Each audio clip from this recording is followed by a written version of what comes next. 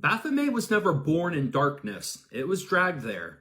On the blood-soaked edges of the First Crusade, a name echoed across the walls of Antioch. Baphomet. Not whispered, but shouted. Not worshipped, but invoked in the confusion of war. Chroniclers recorded it, not as a demon, but as a fractured echo of Muhammad, distorted through foreign tongues and enemy fear. This is where the fracture begins. Language becomes weapon, sound becomes symbol, and symbol becomes accusation. By the time the Knights Templar rose to power and secrecy, the name had already begun its descent. What was once a misunderstood word became something far more useful, something that could destroy men from within. Now enter Philip IV of France, a king drowning in debt, threatened by the wealth and the influence of the Templars.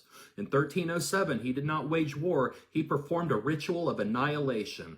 Arrests at dawn, chains and silence, confessions carved from flesh. And there in the transcripts of torture, Baphomet rises again. No longer a word, but a presence, a head, an idol, a thing that grants power, whispers secrets, makes the barren earth bloom. But the visions never aligned. A severed skull, a three-faced god, a black cat, a faceless relic kissed in secret chambers, or nothing at all. Because Baphomet was never found, only confessed. And confession under torment is not truth, it is alchemy, pain transmuting imagination into testimony. What if Baphomet was never an entity, but a psychic construct forced into existence through fear, heresy, and the breaking of the human will? In Hermetic terms, this is the principle of mentalism in its most violent form. The all is mind. And if enough minds are broken in the same direction, a thought form begins to take shape. And that is how Baphomet survives. Not as a god of the Templars, but as an egregore of accusation, a being born from distortion, fed by persecution, and sustained through centuries of occult reinterpretation.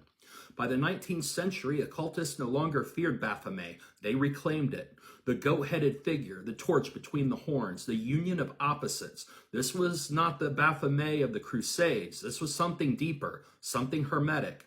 As above, so below, male and female, light and shadow, spirit chained to matter. Baphomet became the symbol of the threshold, the place where truth is inverted, where opposites collapse into unity, where the initiate must decide, is this enlightenment or corruption? Because the darkest truth is this: Baphomet may have never been worshipped by the Templars, but it is worshipped now, not in temples of stone, but in the human need to give form to the unknown, to name the unseen, to shape fear into something we can face. And in doing so, we may have created something that now looks back.